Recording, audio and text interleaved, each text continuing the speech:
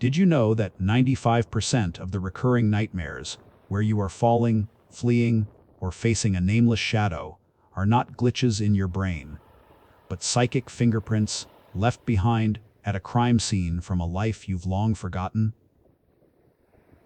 Your subconscious is not dreaming. It is testifying. While modern science dismisses these as mere neural firing, they fail to explain why you recognize the smell of a burning street in 17th century London, or why the cold steel of a blade you've never seen in this life feels so terrifyingly familiar against your throat. You are living in a biological suit, but your soul is still wearing the blood-stained clothes of your past. The villain is not the shadow in your dream. The real villain is the veil of amnesia, that deceptive layer of the matrix, designed to keep you tranquil, compliant, and blind to your own karmic history. It wants you to believe you are a blank slate, so you remain a slave to patterns you didn't even start in this century. If you have been waking up at 3:00 a.m. with a racing heart, searching for a face you can't remember in a room you've never been to, your soul is screaming for a trial. This is your subpoena. Welcome to the Dharma veins. I am Peaceful Soul. Today, we strip away the clinical lies of the ego to reveal the raw, transcendental truth of your existence.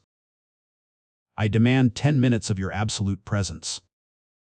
I vow that by the end of this transmission, the murderer in your dreams will no longer have a place to hide. If you turn away now, you are not choosing peace. You are choosing to stay a prisoner in a cell with an unlocked door. The trial of your lifetimes begins now, without a second of delay. Let's unlock the first seal of this karmic mystery. Why does your heart beat at 150 beats per minute when you fall in a dream, even though you are lying perfectly still on a memory foam mattress? Your brain cannot distinguish between a memory of the present and a trauma of the past. This is the urgent anatomy of a soul under siege. Every time that recurring dream returns, it is not your imagination playing tricks. It is a spiritual emergency. It's like a fire alarm ringing in a building that was burnt down 3 centuries ago, yet the smoke is still filling your modern lungs. Look at the villain closely. The Matrix wants you to label this as anxiety or stress. They want to give you a pill to numbing the signal.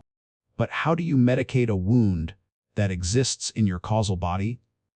How do you bandage a scar that was inflicted by a sword in a life where you were a traitor, a victim, or a witness to something so dark it shattered your consciousness into 1,000 pieces? The pain you feel in these dreams is shadow debt. It is the interest collected on an unpaid karmic loan. By ignoring these visions, you are allowing the crime scene to expand, leaking its poison into your current relationships, your health, and your career. You find yourself sabotaging your own success because, deep in your cellular memory, success was the very thing that got you killed in the year 1200. You are not broken. You are haunted by a version of yourself that is still screaming for justice. This is the surgical truth. If you do not face the phantom now, you will carry his corpse into your next rebirth. The cycle does not end with death. It ends with realization. Brace yourself.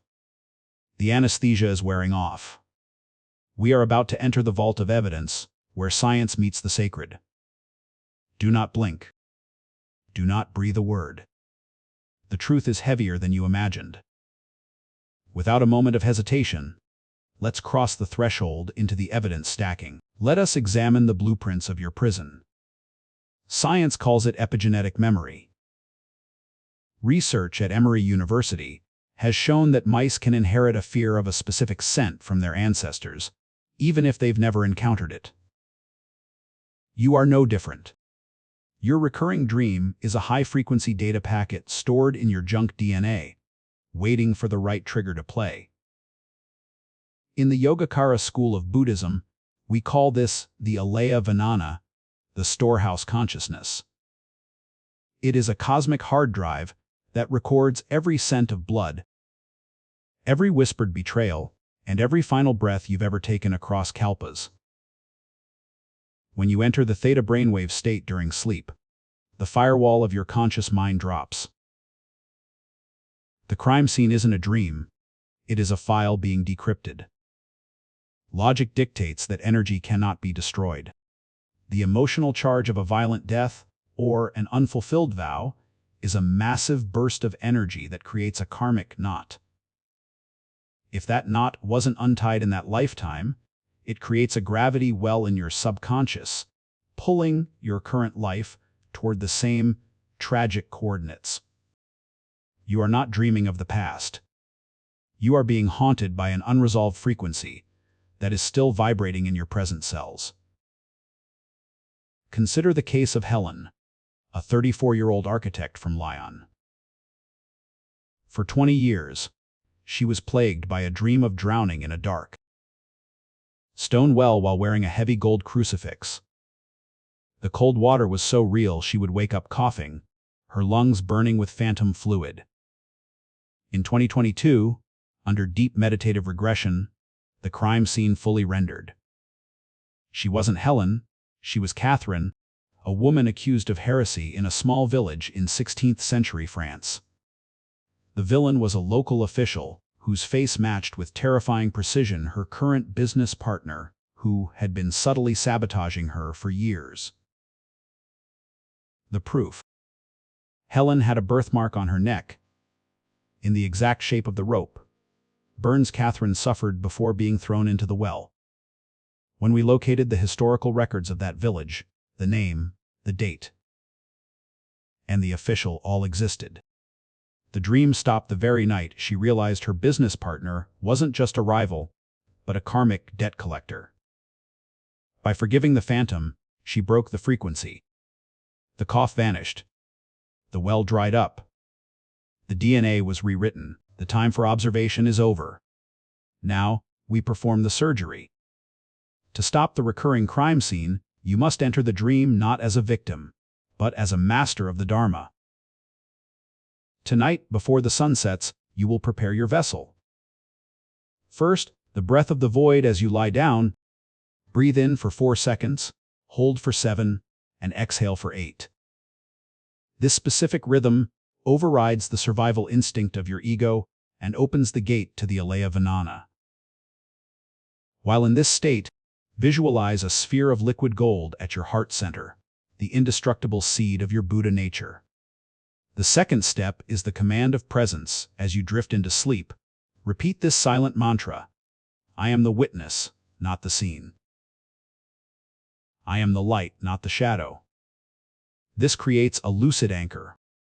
When the dream starts, when the walls close in or the shadow appears, you will not run. You will stand still. You will look into the eyes of your murderer and project that liquid gold from your heart onto them. You are not fighting. You are returning their lost energy to the source. You are telling the universe the debt is recognized. The lesson is learned. The contract is void. Keep a journal by your bed. Write the first word you feel upon waking. This is the decoded message of your soul. Listen closely, for this is the vow that transcends time. You have walked through the fire of 1,000 lifetimes to reach this 10-minute moment of clarity. You are no longer the frightened child in the dark. You are an ancient soul reclaiming its throne. I want you to place your hand on your heart and feel the vibration of your own existence. Repeat this. I release the ghosts of who I was. I embrace the light of who I am. By the power of the Dharma, the cycle ends here. I am free. Do you feel that? That slight shift in the air? That is the matrix losing its grip on your DNA. You are now a guardian of your own frequency. Go into the night without fear.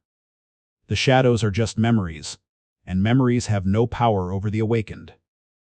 You have the key. You have the shield. You have the truth. May the light of the liquid gold sun guide you home.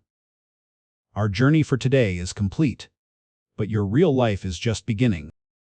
Go forth and dream no more of deaths, but of the infinite life that you are. Homage to the original teacher, Shakyamuni Buddha, peace be with your soul.